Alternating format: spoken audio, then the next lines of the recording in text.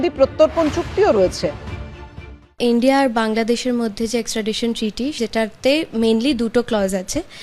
প্রথম হচ্ছে যে বন্দীদেরকে তাড়াতাড়ি ফিরিয়ে দেওয়া হবে, এবং দ্বিতীয় ক্লজ হচ্ছে যে কোনো রাজনৈতিক অপরাধী থাকলে তাহলে হোস্ট কান্ট্রি সেই পাওয়ারটাকে রেখেছে, বিবেচনা করে দেখবে সেই কান্ট্রি যে সেই অপরাধীকে ফিরিয়ে দেওয়া হবে কি হবে না।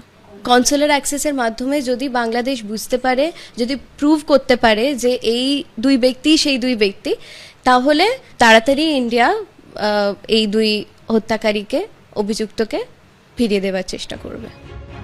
বাংলাদেশে শেখ হাসিনা আওয়ামী লীগকে নিষিদ্ধ করার দাবিতে যে আন্দোলন হয়, তাতে প্রথম সারির নেতাদের মধ্যে একজন ছিলেন ওসমান বিন হাদি।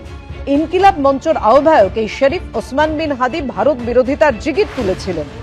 গত বছর ডিসেম্বরে তার মৃত্যুর পর নতুন করে উত্তাল হয় বাংলাদেশ, জ্বলে নৈরাজ্যের আগুন। ঐশী মুখোপাধ্যায়, এবিপি আনন্দ। সাধারণ মানুষের পক্ষে